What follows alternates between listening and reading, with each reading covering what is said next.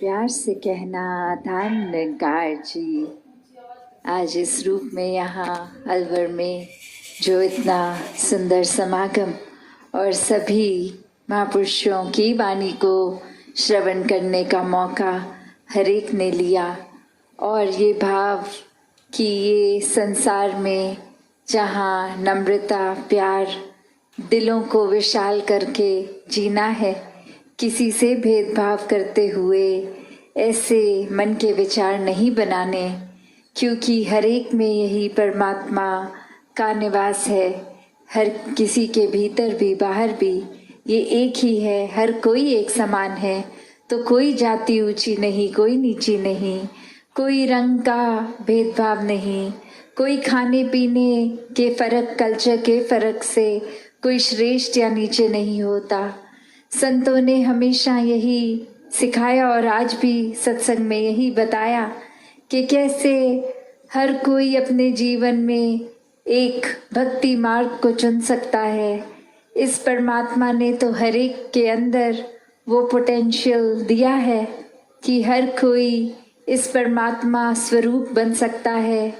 और जैसे अक्सर हम सुनते भी हैं कि इसके विपरीत ऐसे भी एक इंसान हो जाते हैं जिनको हैवान का रूप भी एक दर्जा दे दिया जाता है।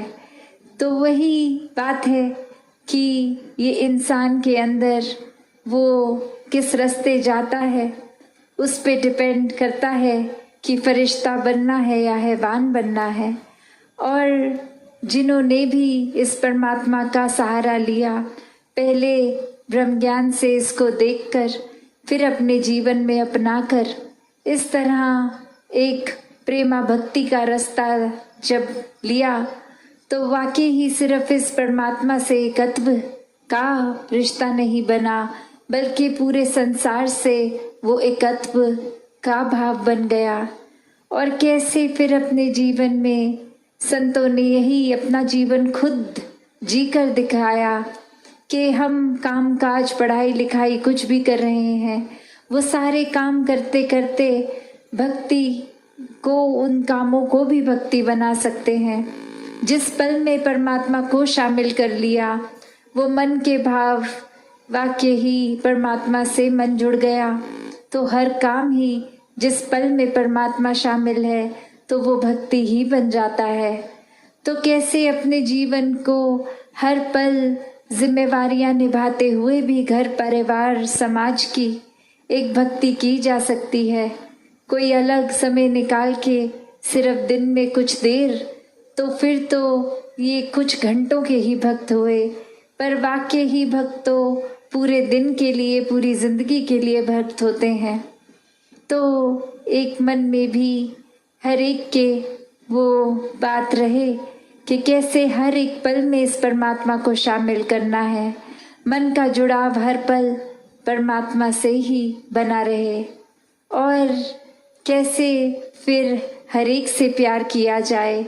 ये जब भी इस परमात्मा से प्रार्थना निकले मन से, ये सिमरन रूप हो, तो हर एक के भले की भाव साथ ही उस परमात्मा के ये एक अरदास में प्रार्थना के कि ये परमात्मा जो हर एक को पाल रहा है, हर एक का भला पहले से ही पता है, जीवन में जो भी हर एक को दिया है, तो ऐसा जीवन हर कोई इस तरह जिए कि कुछ जीवन में अगर अपने नज़रिए से कमी लग भी रही है तो भी ये शुक्राना भाव रहे कि परमात्मा ने पूर्ण ही दिया है सब कुछ, जिस तरह हमारे लिए अच्छा है वैसा ही दिया है।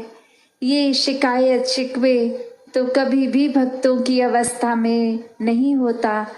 ये भाव मन का, ये जुड़ाव मन का, ये प्यार मन से, सब इसी परमात्मा के लिए, परमात्मा से परमात्मा तक।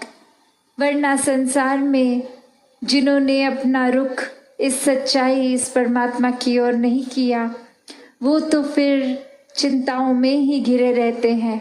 फिर हर पल में उनको शिकायत ही लगती है, मन चिड़चिड़ा सा रहता है, एक भाव मन के फिर कमियां ही ढूंढते हैं। एक बीते हुए कल में जहाँ अच्छे कोई समा निकला, उस तरह उस समय के अंदर ही रहना चाहते हैं, आज को खो देते हैं और वही याद में रहते हैं कि पहले समा बेहतर था, अब कुछ अच्छा नहीं है। या फिर कुछ आने वाले कल को लेकर चिंता में रहते हैं कि ये ऐसा समय आएगा, एक हमारे लिए चीज़ें सुधरेंगी, एक वो भविष्य में ही अपनी सोच को बिठा लेते हैं। तो बात तो यही है, जो आज है हमारे हिस्से, जो ये पल हैं, ये पल को पूरी तरह तो जिया ही नहीं गया। ये पास्ट और फ्यूचर में ही ये सोच बंध के रह गई। कैसे फिर ये श्वासों का तो कुछ पता नहीं, ये कितने पल की है, इस परमात्मा ने ये सांसें ये कितने समय के लिए रखी है। और कैसे फिर ये ना हो जाए कि ये जीवन जब तक था परमात्मा की ओर ध्यान ही नहीं किया, हर पल में अपने कामकाज पे ही ध्यान, ये संसारिक हर बात पे ध्यान, जो कुछ सालों के लिए ही है, परमानेंट नहीं है, हमेशा रहने वाली नहीं है। तो कभी ये ना हो जाए कि ये जो सदैव रहने वाला परमात्मा, ध्यान इस पे ना करके पर हर ऐसी चीज़ पे किया जो क्षणभंगुर है। तो कैसे इस परमात्मा की ओर ही मुख करना और कैसे अपने जीवन में मानवीय गुणों से जीवन को युक्त कर लेना, क्योंकि इस परमात्मा ने तो सब कुछ जीवन में पहले ही दिया है। हर एक के अंदर वो भाव आ गए जिस पल परमात्मा आया, और कैसे वो भावों से फिर कुछ समय के लिए ही व्यवहार ठीक रखने लायक जीवन ही नहीं बन के रहता, बल्कि वो आचरण में अच्छाई आती है, क्योंकि ये पता चल जाता है ये सारे मनुष्य के जो गुण हैं, जो ह्यूमन वैल्यूज़, देवीय गुण, ये सब तो एक पहले ही है अंदर, बस उनको जीना शुरू कर देता है ये रास्ता जो इस रूहान, इस इलाही, इस परमात्मा से आया। वो रूहानियत से इंसानियत में तब्दील होते हुए ये सब गुण अपने आप ही इंसान फिर जीने लगता है।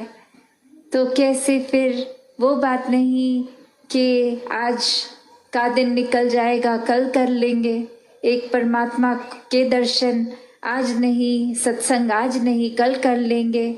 तो ये समय ने तो बीतते जाना है।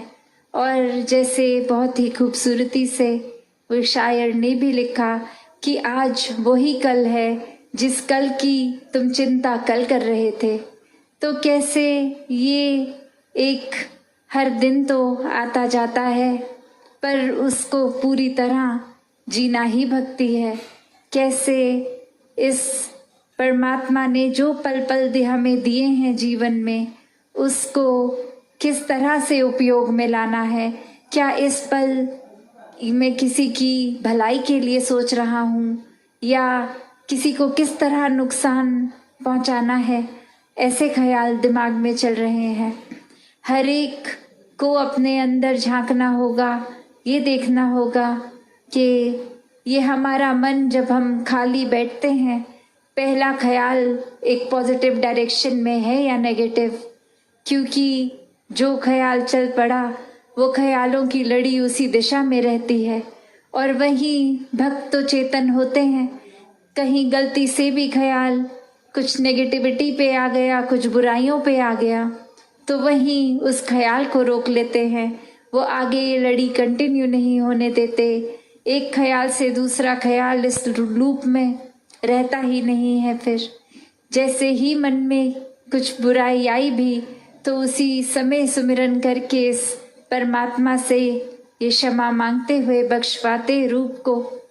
तो ऐसे ही हर कोई अपने जीवन में भक्ति करता जाए, और ये एक उस तरह की अंधविश्वास वाली भक्ति नहीं, ये साक्षात इस परमात्मा को देखकर इसको मन में बसा के फिर प्यार का रिश्ता बना के, ना कि कोई भय से कि परमात्मा का नाम नहीं लेंगे तो जीवन में नुकसान होगा, या परमात्मा का नाम नहीं लिया तो कोई धन दौलत कम हो जाएगी।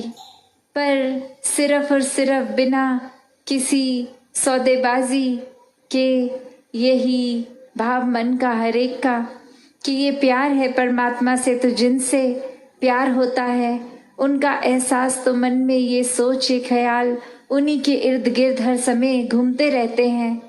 चाहे वो कोई भी उम्र के हों, वो भक्त हर समय प्राथमिकता परमात्मा को ही बनाते हैं।